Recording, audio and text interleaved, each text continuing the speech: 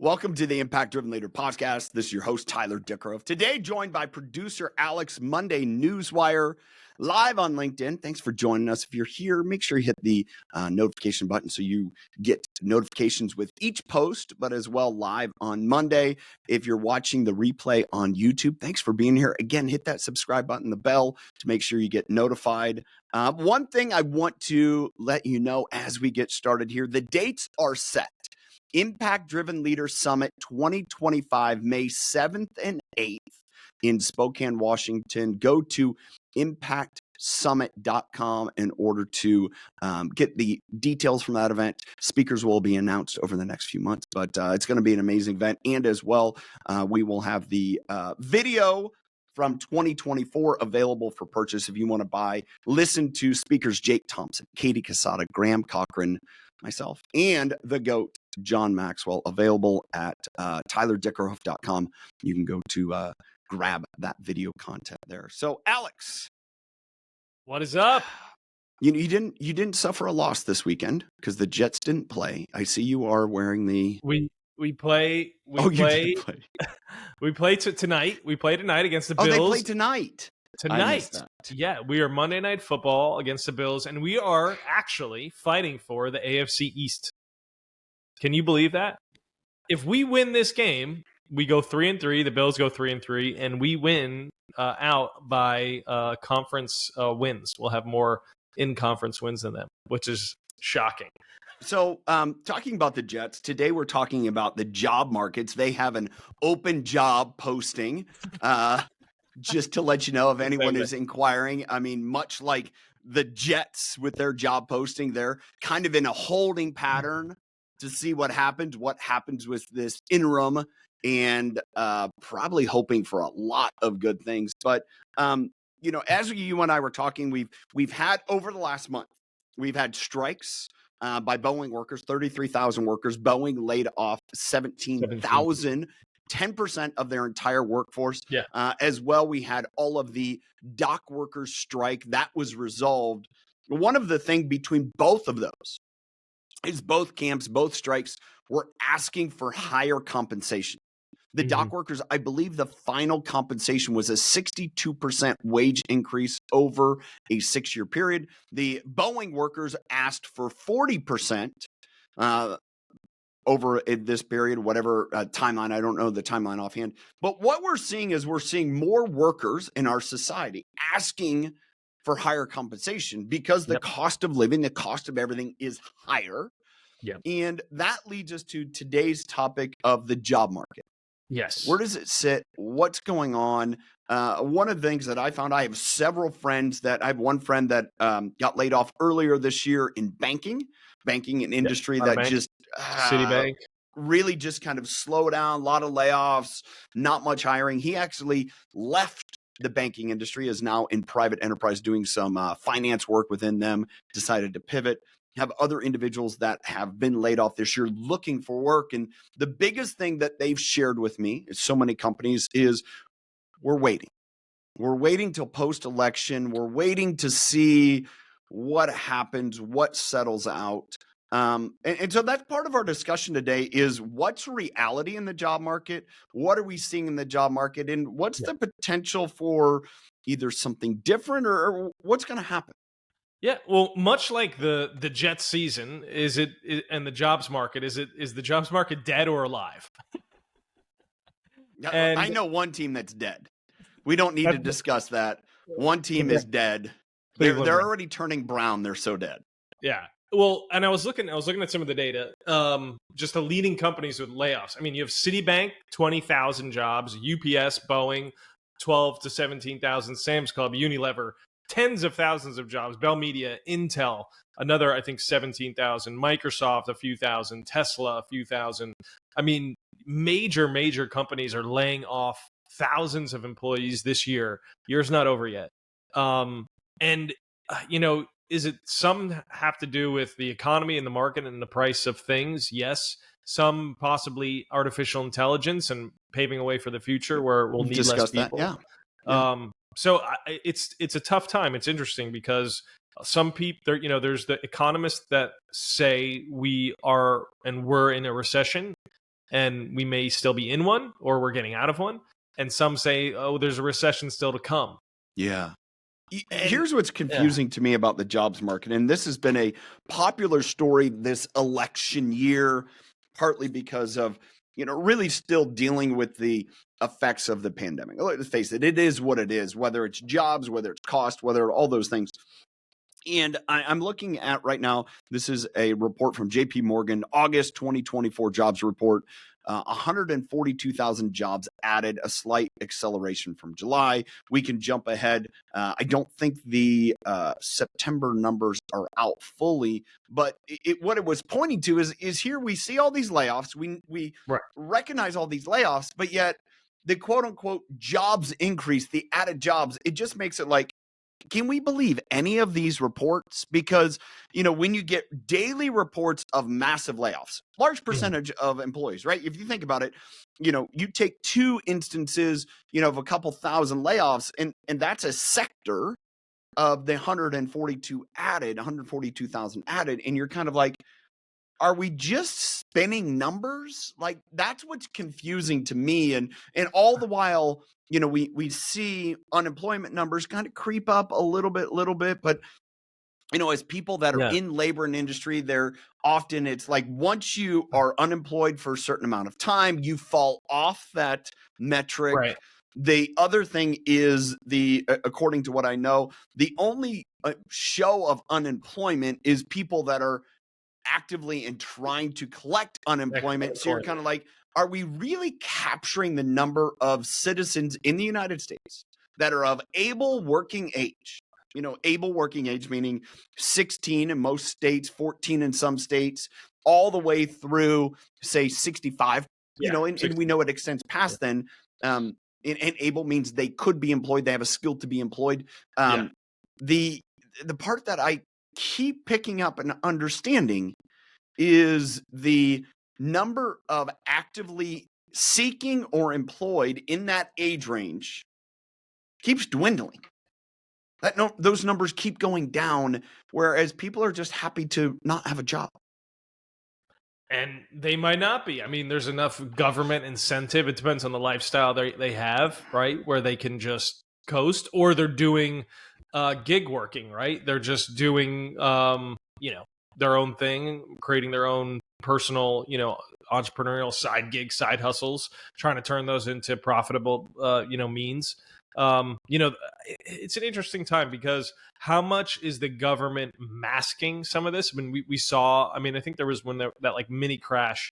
We should get into the stock market as well, but when there was that mini crash, I want to say it was like August, was it? When we like dipped because the job, had a correction, and because the jobs number was like way off, like by, and it's like, if that number's way off, well, that's what I think is funny is you read some of these, reports, the monthly reports, and it's like, okay, like the August, we had 142,000 jobs, but then they'll come in and it's like, oh, we revised the number of the last 2 months down by 89,000. That's a big number. Right. And it again, if you look at some of the decisions that we're actively making, whether it's response to, I don't think anyone uses these numbers to drive their individual business. I really don't. But it's just kind of this indicator of, how healthy is the U.S. economy? You really start to wonder, what incentive do any of these reporters, whichever agency is to report it, do they have to be truthful as opposed to, hey, throw in a good number. If it's bad, you can always revise it back. It's okay.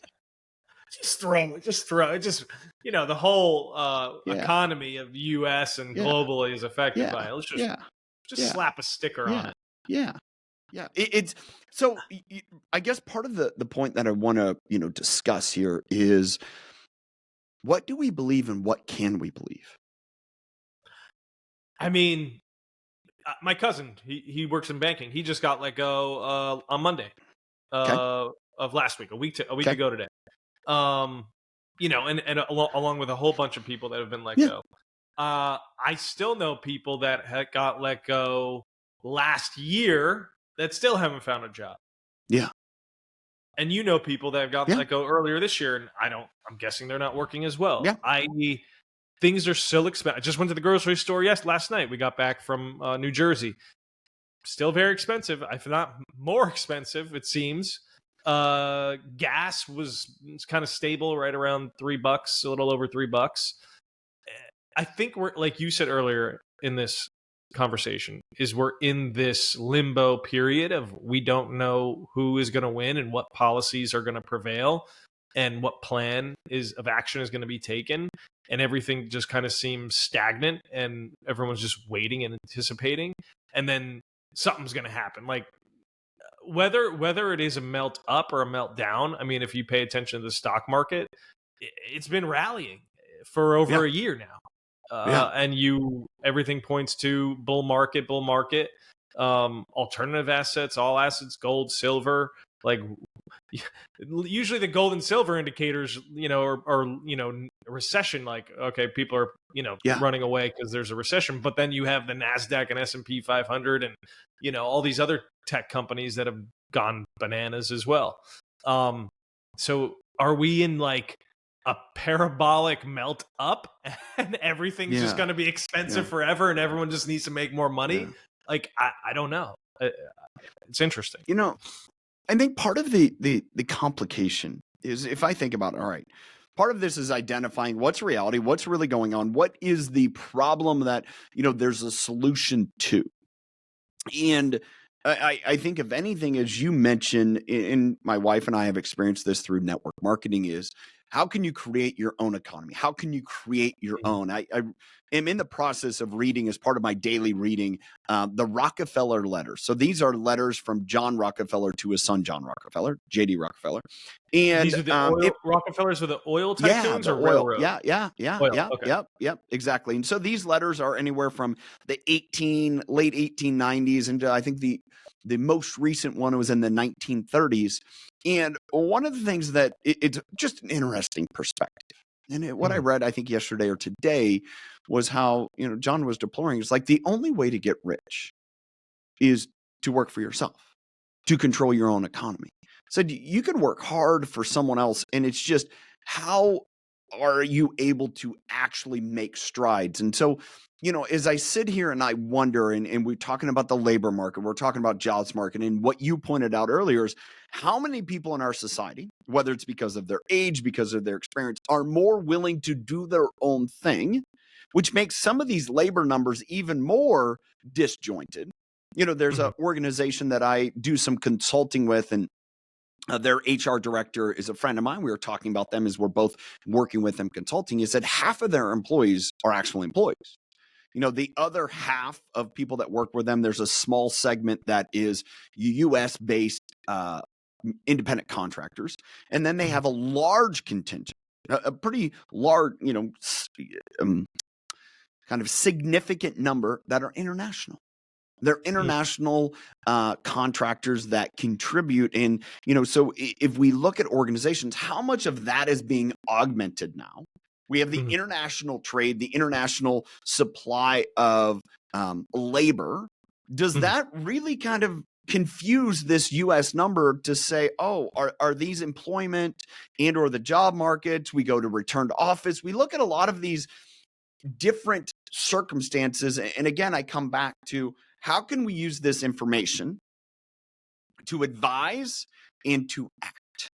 And I think that's really kind of the question, starting to try to understand, is where are we in this cascade of events, and what's really showing up in the fog? What's really, once the dust settles, as the dust is just kind of stirred up, where's it going to settle? So that's a lot of questions. That's a lot of just posing theories. And I'd love to kind of get your perspective, take. Listen, the election it feels bigger than a lot of other years for a multitude of reasons. But let's primarily focus on economic reasons. If Trump were to win, I do feel that there will be a massive economic rally for a period of time. I think the tax plan he has set forth and will remain intact is good. I think that the tax cuts for corporations is good and might allow to open up the jobs market. Oil, getting the pipeline back up and running, getting the country safer again. I was having a conversation with some friends of like, dude, remember growing up in the like late 90s and even early 2000s, you just like go ride your bike and no one could hear or get a hold of you, but like no one would worry. Yeah. Like that doesn't exist, I feel like, that much No. anymore. No. And so I think getting it safer. So I kind of have that, in store for if he were to win. And then if Kamala were to win, I have to be in the assumption that it's going to be very similar to what happened over the last 4 years, which is continued higher prices, because I don't know what plan they have in place to, combat that. Housing remaining expensive. They don't seem to care about taxes and just like, let's continue to get the rich and let's tax the rich and let's tax the corporations. And it's like I get that, like Robin Hood type of mentality, but that always isn't the right idea or the right strategy when they're the ones providing many of these opportunities for people. And I have to be under the assumption that if that were to take place, I do think we could be in for a major pullback, recession, maybe even, and then how it's affecting global policy in Israel and Ukraine and North Korea. Does that lead to continued war, or can there be peace, which would help? And under the current regime, it's continued. It's, if anything, it's escalated over the last few year. So I don't know. I think people want to see, okay, let's see what we had him once. Let's see what he can do again. And can we get back to some sort of, other than, a media created, crazy time, can we get back to some sort of stability nationally and internationally, which I do think could help stabilize the market. But that's kind of, I agree. I like why a lot of people are just unsure, because there is a lot of fear, uncertainty, and doubt of what's to come in the next 3 weeks. Yeah. Well, one of the things that's really interesting to me is I have a friend that works in the construction consulting.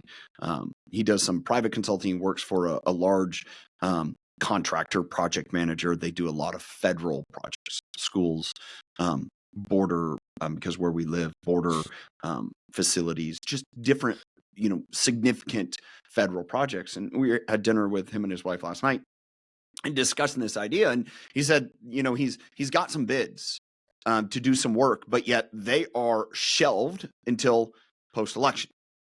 And a lot of it's projects that are written up that need to be done, but yet those agencies are saying, we're on a hold. We just don't know where things are going to go. And that to me is an internal indication of kind of this discussion that we just talked about, is people really don't know where this thing is going to land. And part of me, and I think as you bring up the two candidates and seemingly what their camp is, you gather from Trump is, hey, we're going to go back to what we did previously in regards to incentivizing business growth, incentivizing business owners, giving them opportunity to take advantage of the entrepreneurial status of, driving business, which leads to higher employment in those. It creates product development.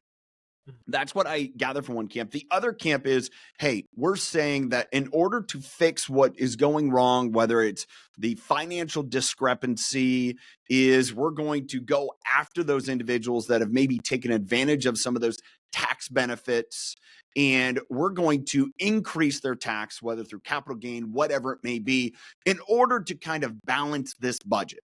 And what's always short-sighted to that theory, that second theory in me, is something that I take kind of, I don't know, I don't agree with one of the most popular financial gurus in our society, Dave Ramsey. I don't agree with Dave in this essence, where Dave is run from debt. Okay, I get it. it's kind of like tool you have to manage very carefully. But one of the things that I've always struggled with in business is this idea of, in order to balance the budget, we need to cut.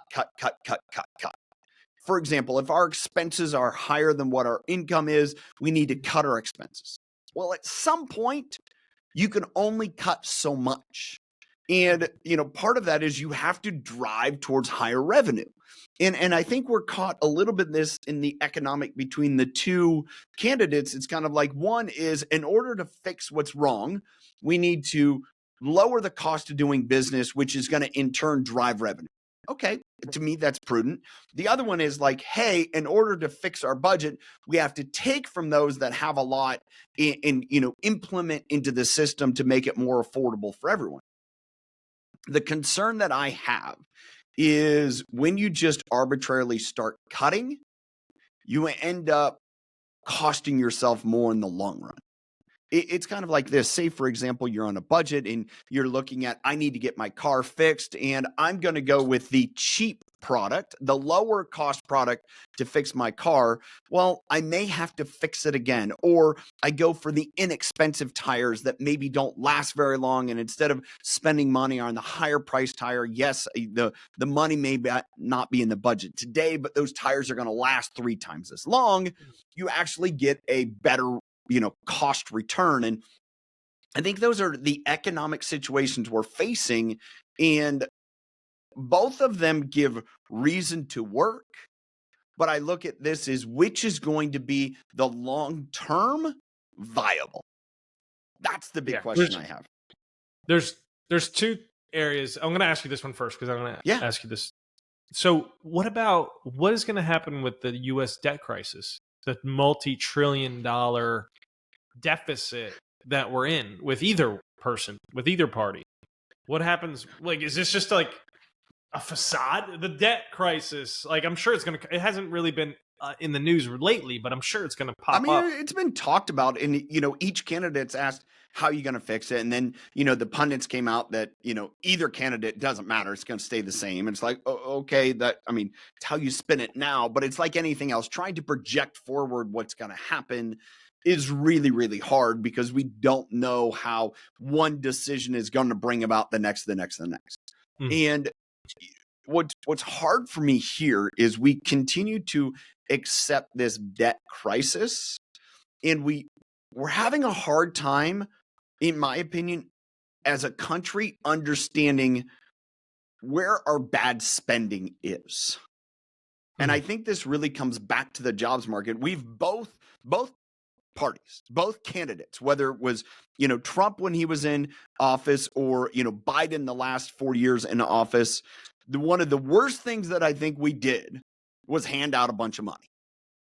The worst thing, because it drove the inflation, and it also increased the debt deficit, the debt load. And yet no one talks about that. No one discusses, how did we get here? How did we get here to such high debt? Well, you gave out more money than you took in. Now, what are the ways to bring in income? Well, tariffs. You have, product taxes. You have, those taxes. You have, of course, income taxes. Those are the different ways. And I think the problem here is, even like now, and I appreciate it, one of the big solutions that kind of was brought up a little bit, I think JD Vance brought it up, and then Kamala quickly took a hold of it, is we're going to increase the deduction for children. Okay. Well, it's driven by 2 things. One, it's kind of to appeal to a sector of society where that $6,000 or whatever figure that is, because they both go back and forth, whatever figure they want it to be, is meaningful. From their taxable income, that's a meaningful number. To me, it also is an indicator of many societies in the countries in the world have realized, oh, snap, we're in trouble. We're afraid of having so many people, and now the writing on the wall is we're going to dwindle as a society in a big way if we don't start having more babies. So it's an incentive for people to have babies, but it's also incentivizing that class of voters that both parties really want to capture, that income level where that $6,000 is a big deal, and two, where they're out of the I'm going to tax you to death. So The other thing that I want to talk to you about is directly correlated with jobs, but housing. Yeah. Foreclosures seem to be increasing. I have been waiting for this for 2 years. And I know a lot of people have. And it's scary because a lot of people have taken out jumbo loans, higher mortgage rates. Some got a better mortgage rate, but now the jobs are getting cut. They may have lost their jobs, and the hundreds of thousands of jobs that seem to be gone this year from major corporations. The last big collapse, 2008, was a different type of housing collapse. I still feel like there is some housing market just doesn't feel right to me. Everything just seems very, very expensive. Everything they're building seems very expensive. What do you think will be the catalyst for a major economic collapse? Will it be in the housing sector with a direct correlation to jobs market collapse, or what is your take on this? I mean, like I just mentioned a few minutes, I've been waiting on this for years. I've believed that, through whatever financial downturn we have, it's going to be driven by more individual bankruptcies, individual expenditure over being over, leveraged. One thing that I'm continuing to see is the consumer debt number is rising. Keeps going up, keeps going up, keeps going up. I think we're going to see a point here in the next few months with interest rates slipping a little bit, where you're going to have people that end up doing refinances. They'll do refinances to kind of roll some of that consumer debt into the cost of their home, which is a sound financial play if you can do that. I mean, to have a 6%, 7% interest compared to a 24% interest on a credit card, those make sense. Or even, you look at some of those higher priced home equity lines, you roll that into a straight mortgage. People are using those possibilities. And I see probably we're going to see more of that the next several months, which I think is going to be very telling because, when you start to couple, you think about it. If you have a job, can you refinance? If you're on unemployment, you're not going to refinance. We're holding on to just till we get there. And I really think the part that is going to undo all of this, and we may see it here this holiday season. And I know there's been an indication and a kind of a point that many big box retailers, the Walmarts, the Targets, the Amazon as a sector, really are concerned about consumer spending this holiday season. And, I think that is a factor that as we see play out, where does the housing market come into? Well, the housing market to me is a factor of relocations where jobs are. And number two, the demand and the available income for, spending and buying homes. And just all of these factors, if we've talked about the jobs market, the reported jobs, the layoffs, the stock market, the housing, all of it, none of it is on the same page. It's all just very disjointed. And that, to me, I'm not an economist. I'm not someone who, really understands this, but I just look around and say, something doesn't match. Right. And I think part of our society is now with, 4 years of where we're at, our cost structure. You mentioned gas prices being at $3. Here, they're, plus that, right? It's a little bit higher gas because of the tax load in Washington. But when you start to look at the cost of consumable goods, whether that's going to Dunkin' Donuts or Starbucks or wherever society drives us, or is it going to the grocery store, we have a new normal number.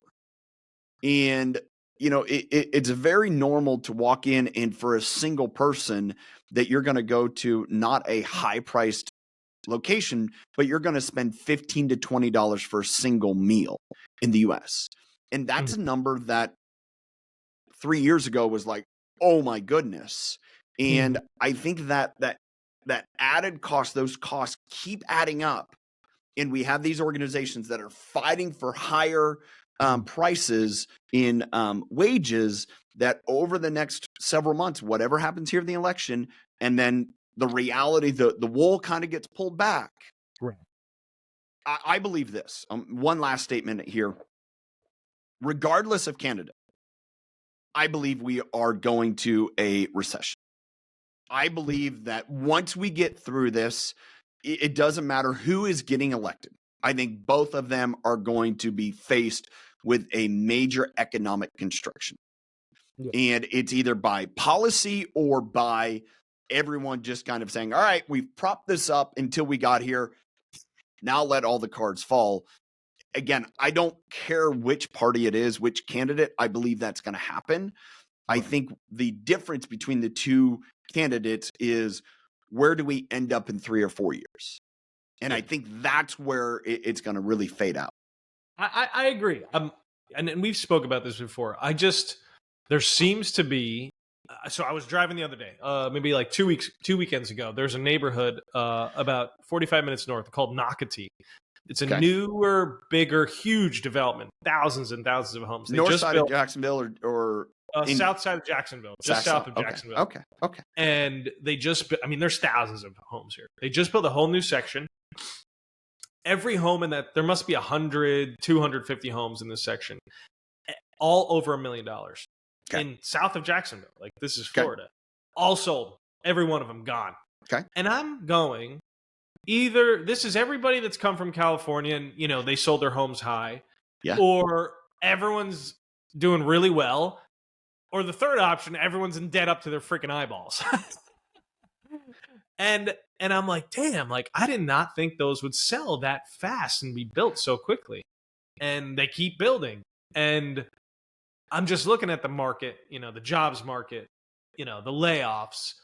I know there's major credit, if you look at the credit card debt numbers, if you look at the foreclosure numbers, and, the price of goods and cost of goods, I'm like, either everyone's freaking rich as hell, or they're just spending like maniacs. And I'm like, something's going to break somewhere. Something's going to happen. And it, to me, my wife and I think we live pretty frugally overall. Frugally, is that a word? Pretty frugal. Sure. Yeah. Okay. And I just, driving around, I'm just like scratching my head and just going, I don't know. There just seems to be a disconnect somewhere. And I see the stock market and what it's doing, which is nice if you're in it. And I'm like, okay, where's the break? Where's the, like, I know, where are the cracks? Where, when, and how? Because if you look at someone like Warren Buffett, who sits on a lot of cash, he exited a lot of positions, and he typically does this stuff a lot earlier than most people because he can. And, I would say he's probably the one who's the most safe out of any investor and has done incredibly well. And, you notice him now taking out. And I do believe that something will occur and there will be a collapse, not before a massive bull market or fake bull market or whatever you want to call it. But yeah, there's these things out there that I'm looking at and observing, that just aren't connecting for me. I don't know if you kind of do something. I know where you're getting at, and it's a question to really wonder is, I think something that I'm going to pose here as we close and we wrap up, and maybe it's something just to think about. You talk about those homes, you talk about, people buying those homes. How much of that is a choice to play the money game, play the inheritance game? One of the things that we are in the phase of is one of the greatest wealth transfers from generation to the next. And sure. I think that's something that we have to hold on to and consider, is how many places are we seeing some of this? This doesn't match up. And it is a action of wealth transfer. It's wealth transfer going from a older generation that's very constricted how you can transfer the wealth, right? There's a lot of regulations, different states that want to get their claws into the wealth that the oldest generation in this country has. Boomers. Yep. And they want to grab it for their own coffers to fix their own deficits. And you wonder how some of these plays are an action of we're using this to circumvent some of that. I leave that as a question to pose and think about. As we wrap here, I want to thank everyone for joining us. If you're watching, hopefully, you thought a little bit like Alex and I did. Don't have the answers, but man, it's something to really consider and wonder where are we going here. Thanks for joining in. Thanks for watching. Remember to subscribe on YouTube. Hit that subscribe button. Also the bell. That way you get notified each time there is a new video as well. Thanks for joining on LinkedIn. Also today, the Impact Driven Leader newsletter dropped. So you can look for that post if you want to subscribe to that newsletter. So it hits your inbox every Friday. Make sure you follow the link and you can subscribe. Till next time, thanks for being here. Choose to lead with impact.